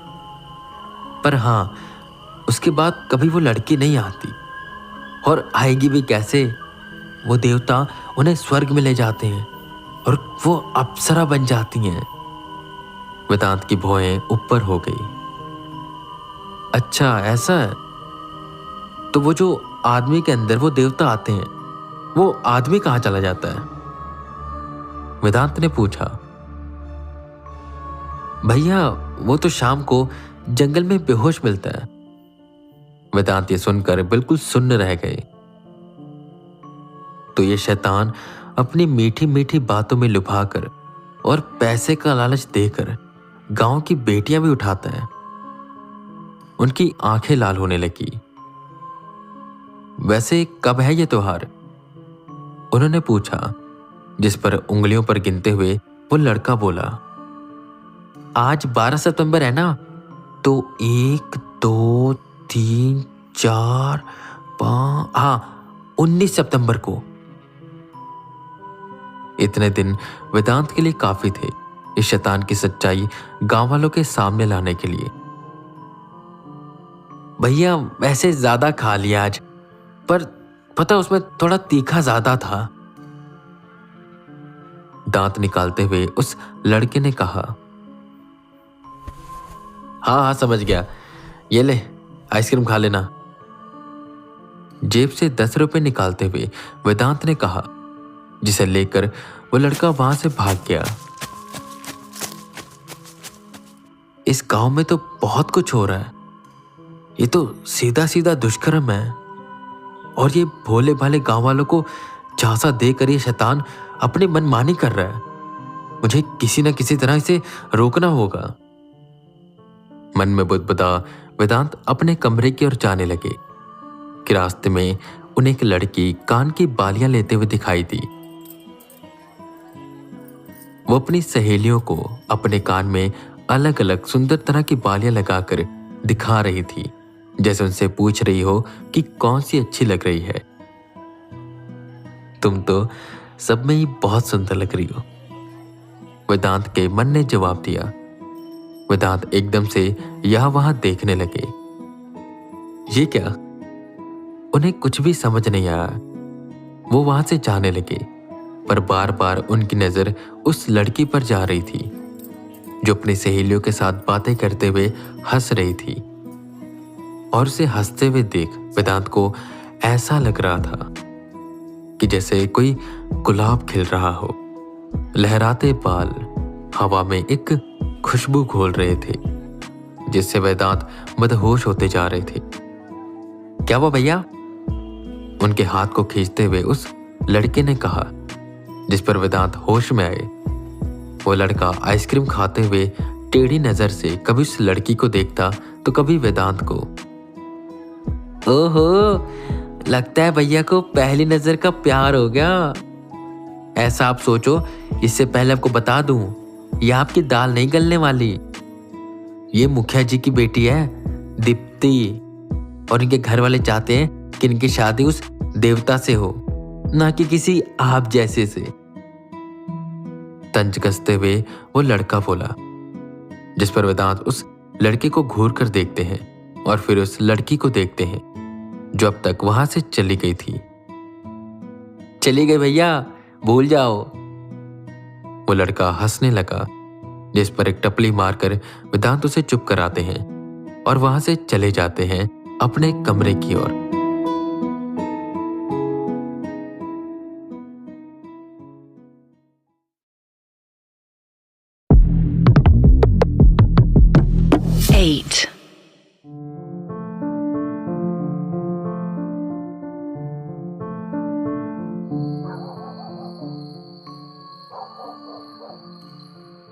रात के 11 बज रहे थे। डिनर करके वेदांत आराम से लेट गए और सोचने लगे उस लड़के की बातें जो उन्हें आज मार्केट में मिला था, और खासकर उस त्योहार के बारे में जो बस आने वाला था, जिसमें गांव की सारी लड़कियां जो 18 से 24 साल के बीच की थी, वो तैयार होकर सज धज कर मंदिर के सामने इकट्ठा होंगी और वह शैतान उनमें से किसी एक को चुनेगा। हर बार ऐसे ही होता आया था, पर इस बार ऐसा नहीं होगा, वेदांत ने ठान लिया था। वो बस यही सोचते सोचते अपनी आंख बंद किए लेटे रहे। उनकी आंख एक आवाज से खुली। बाहर कोई अपने कदम जमीन पर तेजी से पटक कर चल रहा था। वेदांत ने समय देखा तो ठीक 2 बज रहे थे। इतनी रात को कौन होगा, ये सोचकर वेदांत उठे कि अचानक उन्हें याद आई उन चाचा की वो बात कि रात को बाहर से अगर कोई भी आवाज आए तो उसे नजरअंदाज करना और झांक कर तो बिल्कुल भी मत देखना। पर वेदांत से रहा नहीं जा रहा था। उन्होंने धीमे से अपने कदम खिड़की की ओर बढ़ाए और चुपके से झांकते हुए देखा। गुप्त अंधेरे में छुपी उस सड़क से कोई जा रहा था, जिसके अंधेरे में लाल लाल आंखें चमक रही थी। वेदांत ने गौर से देखा तो वो उसी शैतान की लग रही थी, पर और भी ज्यादा उग्र और शक्तिशाली। शायद रात में उसकी शक्तियां अपने चरम पर होती है। वो देखने में काफी ज्यादा उग्र लग रहा था। उसके ऑरा को फील करते ही वेदांत की सांसें तेज हो गई। उस शैतान के कदम एकदम से रुके। वेदांत थोड़ा सतर्क हुए कि झटके से पलटकर वो वेदांत की ओर देखने लगा। उसके चेहरे पर एक डरावनी सी मुस्कान आई, जिसमें से बड़े बड़े तीखे दांत बाहर की ओर झांकने लगे। उनमें खून और मांस के कुछ टुकड़े फंसे हुए थे। वेदांत ये देखकर एकदम से पीछे हुए। उनका दिल तेजी से धड़कने लगा कि उन्हें तेज कदमों की आवाज उनके कमरे की ओर आती हुई सुनाई दी। वेदांत ने पर्दा लगाया, दरवाजा अच्छे से बंद किया और चादर ओढ़कर चुपचाप लेट गए। तेज कदमों की आवाज उनके कमरे तक आई और कोई जोर जोर से वेदांत के कमरे का दरवाजा खटखटाने लगा। 3 बार खटखटाने की आवाज आई, जिससे वेदांत को याद आई उन चाचा की दूसरी बात। अगर 3 बार कोई दरवाजा खटखटाए तो भूल कर भी दरवाजा नहीं खोलना। वेदांत बस चुपचाप चादर में छुपे रहे और भगवान को याद करते रहे। उन्हें जितने भी मंत्र आते थे उन्होंने उन सभी मंत्रों का जाप कर लिया। एक तो वो अपनी आधी शक्तियां खो चुके थे और अब उनकी मदद के लिए पिशाचराज भी नहीं आने वाले थे कि तभी उन्हें फिर से 3 बार दरवाजा खटखटाने की आवाज आई। वो शांत रहे। थोड़ी देर बाद आसपास एक शांति सी फैल गई। वेदांत को लगा कि शायद वो शैतान वहां से चला गया है कि एकदम से दरवाजा टूटा और वेदांत को तेजी से गुर्राने की आवाज आने लगी। कोई वेदांत की चादर को खींचने लगा। वेदांत की हालत रोने वाली हो गई। वो काफी डर गए थे कि एकदम से उनकी आंख खुली। वो भी अपने बेड पर लेटे हुए थे और शायद एक सपना देख रहे थे। वक्त देखा तो भी 11:30 हो रहे थे। उसे एक बुरा सपना समझ वेदांत उठते हैं और खिड़की के पास जाते हैं। वो खिड़की खुली हुई थी। उन्होंने उस खिड़की को बंद किया, पर्दा लगाया और दरवाजे को भी अच्छे से बंद कर लिया और लेट गई। ना जाने क्यों अब उन्हें ज्यादा डर लगने लगा था। अगले दिन की सुबह हुई।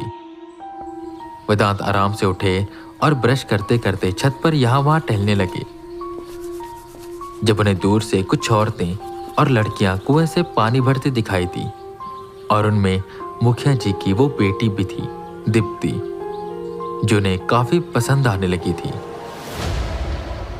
तभी उन्हें ऐसा लगता है कि उन्हें कोई देख रहा है।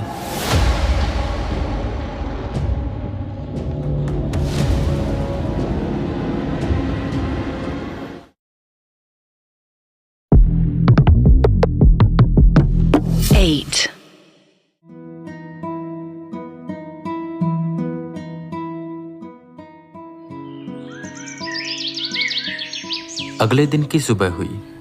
वेदांत आराम से उठे और ब्रश करते करते वो छत पर यहाँ वहां टहल रहे थे, जब उन्हें दूर से कुछ औरतें और लड़कियां कुएं से पानी भरती दिखाई दी और उनमें मुखिया जी की वो बेटी भी थी, दीप्ति, जो उन्हें काफी पसंद आने लगी थी। ये कितनी प्यारी है और क्या सादगी है, पर क्या करूं, इसे मैं अपना बना नहीं सकता, क्योंकि आज तक जो जो मेरे करीब आया है वो मुझसे दूर ही गया है। और अगर ये भी मेरे करीब आई तो शायद इसके साथ भी कुछ अनहोनी हो जाए, और मैं नहीं चाहता हूं कि इसके साथ कुछ हो। वेदांत उसकी ओर देखते हुए सोचते हैं और उनकी आंखें थोड़ी सी नम हो जाती हैं। वेदांत अपने मन को किसी तरह समझाते हैं कि तभी उन्हें ऐसा लगता है कोई उन्हें देख रहा है। वेदांत ने यहां वहां नजर घुमाई तो छत से लगकर एक पेड़ था जिसकी पत्तियों से छुपकर वेदांत को कोई देख रहा था। ये वही शैतान था। वेदांत उसे देखकर अनदेखा करते हैं और वहां से चले जाते हैं। उस त्योहार के आने में ज्यादा दिन नहीं बचे थे और किसी न किसी तरह उन्हें गांव वालों को यह यकीन दिलाना था कि ये कोई भगवान नहीं बल्कि एक शैतान है जो सबको मूर्ख बना रहा है। पर आखिर वो कैसे ये करते? वो अपने कमरे में बैठे बस यही सोच रहे थे कि अचानक खिड़की तेज हवा से खुली। वेदांत उस खिड़की को बंद करने के लिए उठे कि उतनी देर में एक बंदर अंदर आ गया। वेदांत उसे भगाने की कोशिश करते हैं कि वो खड़ा होता है और बोलता है, कौन हो तुम और तुम मुझे देख कैसे पा रहे हो? यह देखकर वेदांत का दिमाग चकरा गया। मुझे तुम पर पहले दिन से ही शक था कि तुम मुझे देख सकते हो, पर अब यकीन हो चुका है। मैं या मेरे द्वारा लिया कोई भी रूप कोई सामान्य इंसान नहीं देख सकता। जरूर तुम्हारे अंदर कोई ऐसी शक्ति है जिसकी वजह से तुम मुझे देख पा रहे हो। मुझे सच सच बता दो कि तुम कौन हो और यहां पर आने का तुम्हारा मकसद क्या है? वो शैतान एक बंदर का रूप लेकर वेदांत के पास आया था। वेदांत कोई जवाब नहीं देते। ठीक है, मत दो जवाब, पर मैं तुम्हें इतना बता दूं कि तुम मुझे हरा नहीं सकते और ना मेरा कुछ बिगाड़ सकते हो। इन गांव वालों का मेरे पर भरोसा अटूट है। मैं जो चाहूंगा, जो बोलूंगा, ये वही करेंगे। इसलिए मैं तुझे समझा रहा हूं कि यहां से चला जा, वरना तेरा वो हश्र करवाऊंगा कि तू सोच तक नहीं सकता। और हां, तुझे वो लड़की काफी पसंद है ना, वो मुखिया की बेटी? तुझे पता है, मुझे भी वो काफी पसंद है। बहुत सुंदर है वो। उसे मैं कब का ले जाता, पर 5 साल पहले वो 17 साल की थी और मैं उसे अपनी दुल्हन नहीं बना सकता था। और अब तो वो बड़ी हो गई है और इस बार मैं उसे ही अपनी दुल्हन बनाऊंगा। ये सुन वेदांत को काफी गुस्सा आया, पर वो कुछ बोल नहीं सके। वो अपने जज्बातों को दबाए बस उसकी सुनते रहे। उन्हें किसी न किसी तरह उसे रोकना था। मैं आपको कुछ भी नहीं कह रहा हूं, मैं बस यहां पर घूमने आया हूं और यहाँ का कल्चर देखने आया हूं। मुझे गांव से या इन गांव वालों से कोई लेना देना नहीं है। जिस पर वो बंदर या कहे शैतान वेदांत को घूर कर देखता है और कहता है, ठीक है, मान लिया। जाने से पहले तुझे एक चेतावनी देकर जा रहा हूं। मेरे मामले में टांग मत अड़ाना, समझे? इतना बोल वो वहां से चला गया और वेदांत एक उलझन में फंस गए कि वो कैसे इस शैतान को हराएंगे और गांव वालों को इसकी सच्चाई बताएंगे। वो यही सब सोच रहे थे कि अचानक उनके बैग में कुछ हलचल होने लगी।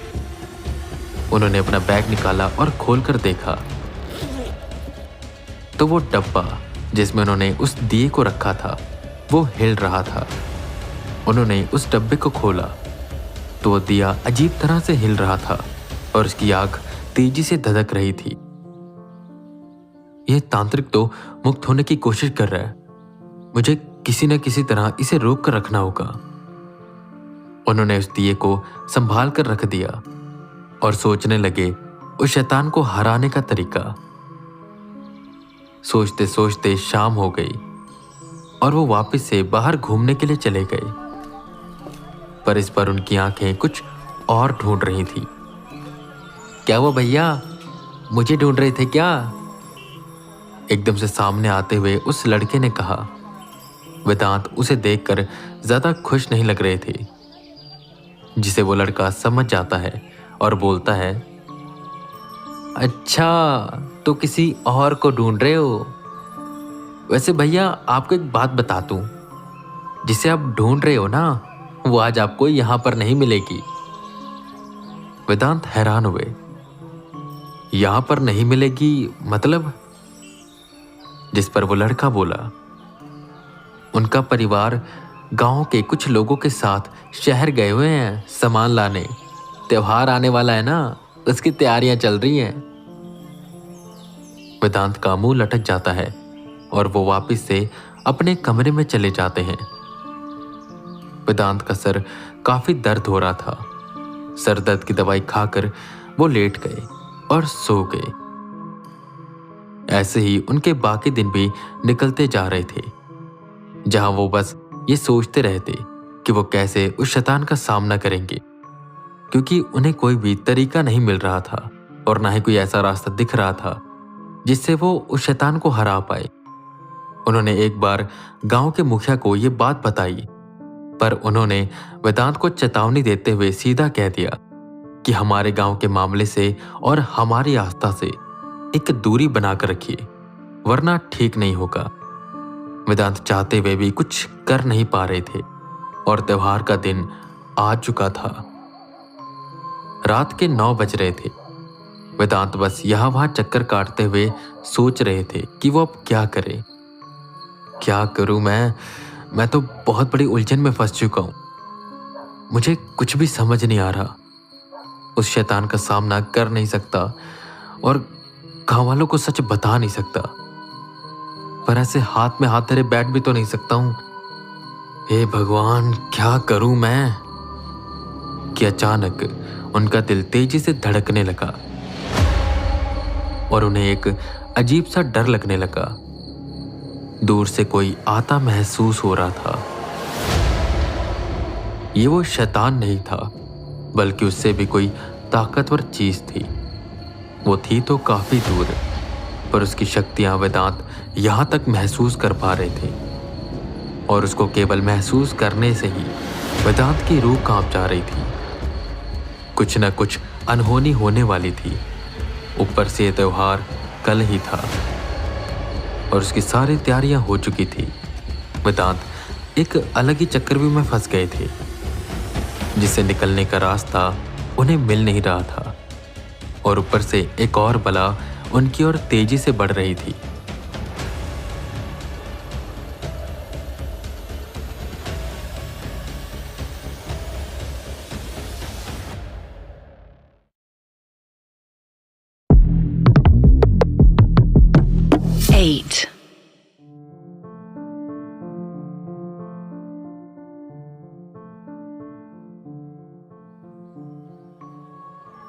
त्योहार का दिन आ चुका था।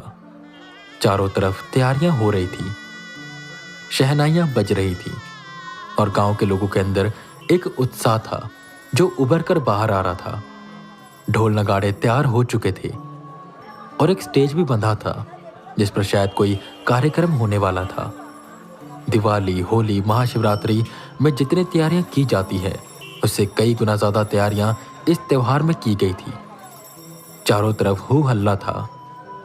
वेदांत की नींद इसी हो हल्ले से टूटती है। वो उठकर बाहर देखते हैं तो एक एक गली सजी हुई थी। वो बाहर निकलकर मंदिर की ओर जाने लगे तो उस मंदिर को भी काफी सजाया हुआ था और प्रसाद के रूप में वहां पर खून, मीट ये सब रखा हुआ था।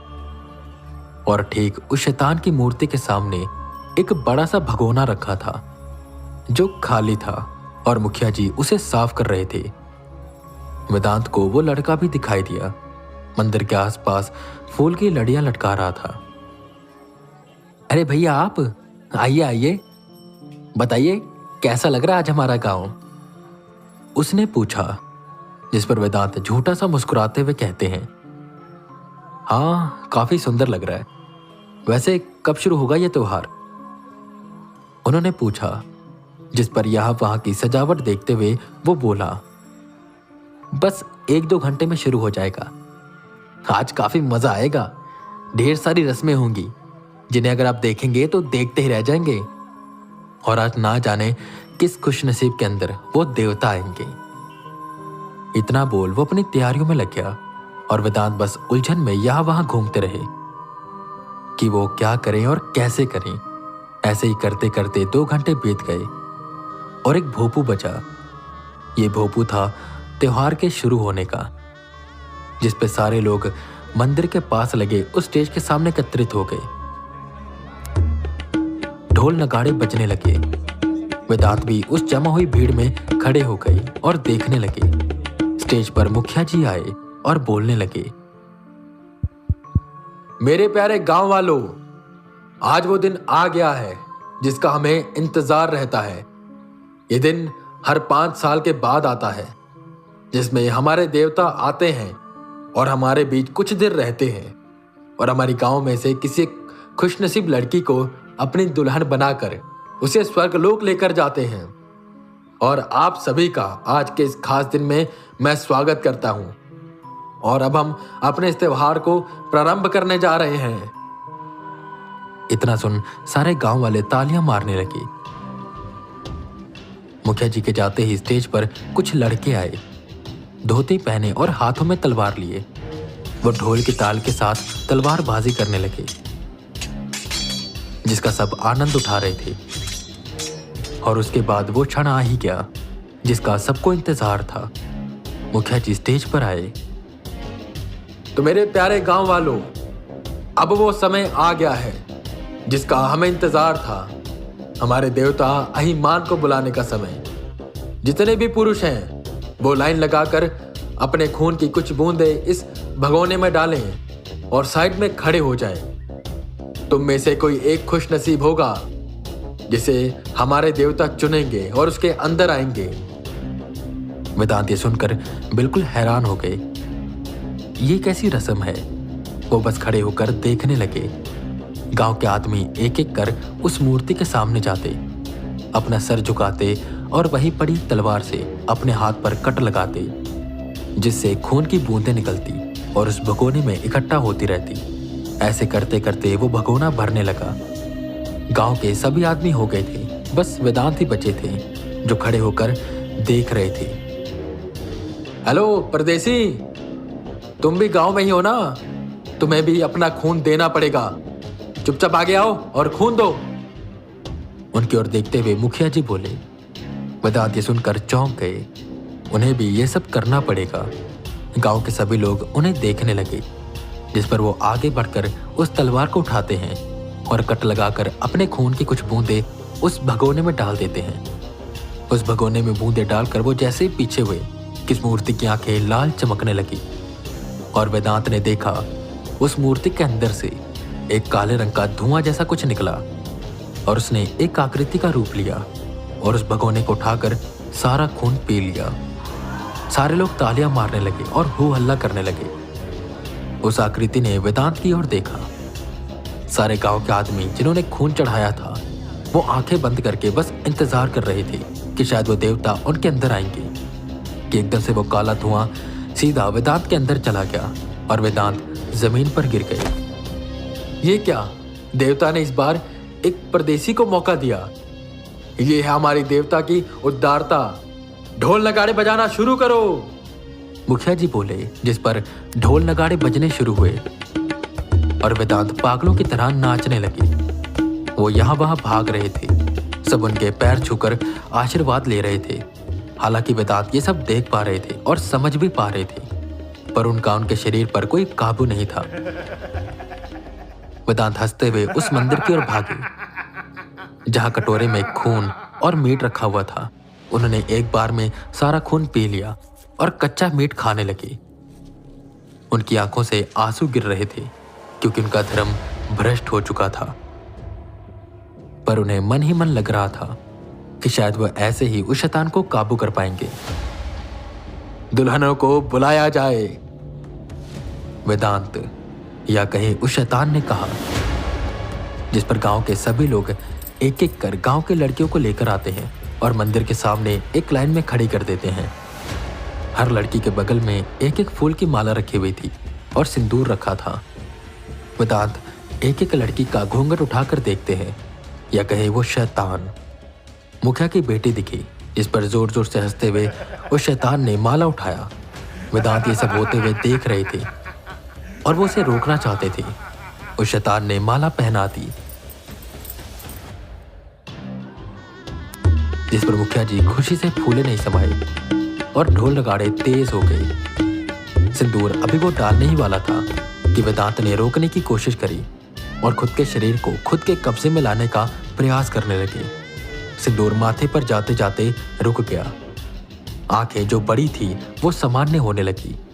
वेदांत ने सिंदूर को फेंका और पीछे हुई कि एकदम से वो शैतान हावी होने लगा। वेदांत और शैतान के अंदर एक युद्ध सा चल रहा था। वेदांत अब उस पर हावी हो रहे थे। एक काले रंग का धुआं निकला और एक आदमी के अंदर चला गया। वेदांत बेहोश हो गए। इस मूर्ख ने मेरा अपमान किया है और इसके अंदर छल है। ये मुखिया की बेटी को भगाकर लेकर जाना चाहता है, इसलिए इसका शरीर सिंदूर डालने से मान नहीं रहा। मैं इसे इस बात की सजा दूंगा। गांव वालों, इसे यहीं जिंदा जला दिया जाए और अब बाकी की रस्में तभी होंगी जब ये मेरे सामने जिंदा जलेगा, नहीं तो मैं रुष्ट हो जाऊंगा और यहां से चला जाऊंगा। ये सुन सब गांव वाले गुस्सा हो गए। उन्होंने वेदांत को उठाया और वहीं लगे एक खंबे पर बांध दिया। उसके आसपास सूखा भूसा और लकड़ियां रख दी और उसे जलाने की तैयारी करने लगे। वेदांत की आंखें खुली तो वो ये सब देखकर हैरान हो गए। ये सब क्या हो रहा है? अरे वो कोई देवता नहीं है बल्कि शैतान है और वो तुम सबको बेवकूफ बना रहा है। मेरी बात को समझो, मैं एक पंडित हूं। तुम्हें मेरी बात को सुनना होगा। ये सब जो भी हो रहा है ये गलत है। पर वेदांत की कोई बात नहीं मानता।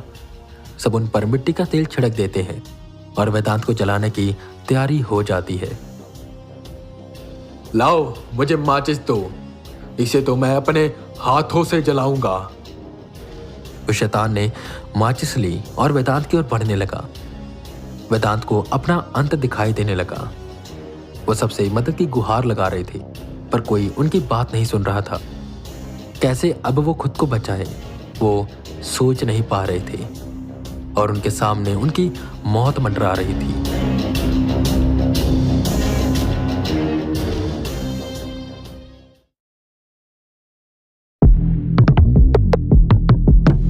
8.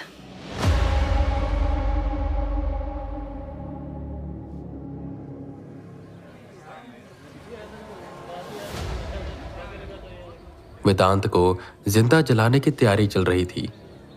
गांव के सभी लोग चिल्ला रहे थे कि वेदांत को जिंदा जला दिया जाए। वो लड़का जो मार्केट में वेदांत को मिला था वो भी चिल्ला रहा था कि हमारे देवता का अपमान करने वाले को जीने का कोई हक नहीं। वेदांत ये सब देखकर मन ही मन टूटते जा रहे थे और उन्हें अब बस ऐसा लग रहा था कि उनकी आखिरी सांसें हैं। वो भगवान का ध्यान करने लगे और अनजाने में हुई गलतियों की माफी मांगने लगे। वो शैतान वेदांत की ओर बढ़ने लगा, हाथ में माचिस और चेहरे पर डरावनी सी मुस्कान लिए वो बस वेदांत की ओर आ रहा था। वेदांत ने अपनी आंखें बंद कर ली कि तभी उन्हें एकदम से ऐसा लगा कि कोई आया है। शैतान ने तीली को रगड़ा, आग धधक उठी। सब लोग हो हल्ला करने लगे कि एकदम से उस शख्स जिसके अंदर वो शैतान था उसका सर धड़ से अलग हो गया कि देखकर सब चुप हो गए। किसी को कुछ भी समझ नहीं आ रहा था कि ये सब आखिर हुआ कैसे। आसपास शांति हुई जिस पे वेदांत ने अपनी आंखें खोली तो सामने उस शख्स का कटा सर और धड़ पड़ा था। ये सब किसने किया? वो ये सोच ही रहे थे कि उस कटे धड़ से एक काले रंग का धुआं निकलने लगा जो जोर जोर से चिल्ला रहा था, किसने की हिम्मत मेरे पर हमला करने की? कौन है वो? मेरे सामने आओ। अब उस काले धुएं को सब लोग देख पा रहे थे और वो सब समझ गए कि वेदांत सच कह रहे थे। ये कोई देवता नहीं बल्कि शैतान है। वो सब चिल्लाने लगे। जितनी लड़कियां तैयार होकर आई थी वो भी वहां से भाग गई तभी एक आवाज आई, आवाज जैसे कोई भागता हुआ आ रहा हो। उस काले धुएं के सामने एक शख्स आकर खड़ा हो गया। काले कपड़े पहने हुए, सर पर काली टोपी और काले रुमाल से उसने चेहरा ढक रखा था। देखने में काफी हट्टा कट्टा था वो। तेरी हिम्मत कैसे हुई मेरे काम में टांग अड़ाने की? वो धुआं एक आकार लेने लगा कि उस शख्स ने अपनी तलवार निकाली और उसका गला काट दिया। वेदांत को लगा कि वो तलवार आर पार हो जाएगी, पर ऐसा नहीं हुआ। उसका सर अलग हो गया और वह शैतान खत्म हो गया। पर ये है कौन और यहां पर आया क्यों है? सबके मन में सवाल था, पर एक सवाल था वेदांत के मन में जो घूम रहा था कि ये उसका दोस्त है या दुश्मन। सब डर कर पीछे हुए। वो शख्स वेदांत की ओर बढ़ा। उसकी चाल चलन से ऐसा लग रहा था कि जैसे किसी मुर्दे के अंदर जान फूंक दी हो। सब लोग उसे डर रहे थे। उसने वेदांत की रस्सी काटी और उसे नीचे उतारा। वो कहां पर है? उसने कहा, जिस पर वेदांत कंफ्यूज हुए कि आखिर यह किसकी बात कर रहा है। उसने वेदांत को गले से पकड़कर उठा दिया। वेदांत समझ गए कि जरूर देवा का कोई साथी है और उसे लेने आया है। ज्यादा शरीफ मत बनो। हमारे मालिक कहां पर हैं? बता दो, वरना यहां खड़े एक एक इंसान का सर धड़ से अलग कर दूंगा। बताओ, कहां पर छुपा कर रखा है हमारे मालिक को? वेदांत नहीं बताते। वो अपने हाथों की पकड़ और तेज करता रहता है, जिससे वेदांत का दम घुटने लगता है। पर वेदांत तब भी कुछ नहीं बोलते। उनकी सांसें धीमी होने लगती हैं और आंखों के सामने अंधेरा छाने लगता है। वो बस मरने ही वाले होते हैं कि वो शख्स उन्हें दूर फेंक देता है और भागकर उस लड़के को उठाता है। जल्दी से बताओ कहां पर है, वरना इस लड़के को इतनी गंदी मौत दूंगा कि तुम सोच तक नहीं सकते। जल्दी बताओ। उसकी आवाज में गुस्सा था। वेदांत उसे नहीं बताते, जिस पर वो उस लड़के का हाथ पकड़कर इतना जोर से मरोड़ता है कि उसका हाथ टूट जाता है। वो लड़का दर्द से कर्राने लगा। तुम ऐसे नहीं मानोगे। लगता है मुझे अपने तरीके अपनाने ही पड़ेंगे। उसकी जैसे आवाज में दम था, वैसे उसे देखने में भी लग रहा था कि उसमें काफी दम है, क्योंकि इसकी ताकत किसी आम इंसान की तरह नहीं थी। उसने हल्का सा ही हाथ घुमाया था और हाथ टूट गया था, जैसे कोई सूखा पत्ता हो। वो लड़का जोर जोर से रोए जा रहा था। वेदांत के कानों में उसके रोने की आवाजें गूंज रही थी, पर अगर वो उसे बता देते कि देवा कहां पर है, तो पूरी दुनिया पर एक खतरा आ सकता था। वो शख्स उस लड़के को फेंकता है और भीड़ में खड़ी एक लड़की को खींचता है। जल्दी बोल, वरना इसे यहीं तेरे सामने जिंदा जला दूंगा। उसने उस पर मिट्टी का तेल डालते हुए कहा। गांव में से कोई भी भाग नहीं पा रहा था, क्योंकि जिसने जिसने भागने की कोशिश की थी, उनका सर धड़ से अलग कर दिया गया था। नहीं, रुक जाओ। ठीक है, मैं बताता हूं। वो मेरे कमरे में रखा है। बेड के नीचे एक डब्बा है। उसकी आत्मा मैंने उसी में कैद करके रखी है। तुम उस लड़की को छोड़ दो। उस लड़की को फेंक वो भागते हुए उस कमरे में गया और डब्बा ढूंढने लगा। उसे वो डब्बा मिल गया। वेदांत को मारने के लिए जैसे वो वापस आया, तो उसने देखा वेदांत वहां पर नहीं है। उसने यहां वहां थोड़ी छानबीन करी, पर वेदांत कहीं नहीं मिले। उसे काफी देर हो रही थी, तो वो वहां से चला गया। वेदांत वहीं भागते हुए शिमला की ओर जा रहे थे। वो ये जानते थे कि अगर वो वहां पर रुक जाएंगे तो वो उन्हें मार देगा पर ये था कौन और इसे कैसे पता लगा कि वेदांत वहां पर है? वो बस यही सोचते जा रहे थे। वेदांत किसी तरह शिमला पहुंचे और वहां से बनारस जाने के लिए निकल गए।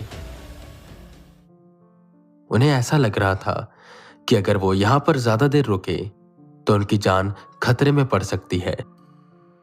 वो जल्द से जल्द बनारस पहुंचे और अब सोचने लगे कि उन्हें क्या करना चाहिए। देवा की आत्मा आजाद हो चुकी है और शायद अब वो किसी गर्भधारित महिला के गर्भ में समाहित होगी, पर उसे बड़ा होने में कुछ साल तो लगेंगे और तब तक वेदांत अपनी शक्तियों को और भी ज्यादा बढ़ा पाएंगे। तभी उन्हें आर्यन का कॉल आया।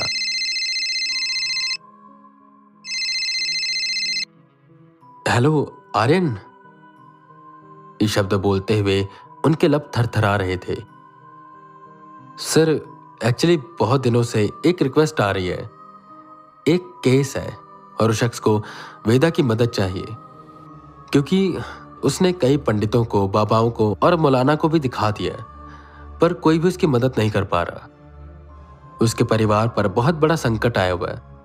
मैं उन्हें बार बार मना कर रहा था, क्योंकि मेरी अब इच्छा नहीं आपके साथ काम करने की, पर शायद वो काफी तकलीफ में है और उसे आपकी ही मदद चाहिए। क्यों ना हम एक बार इस केस पर काम कर लें?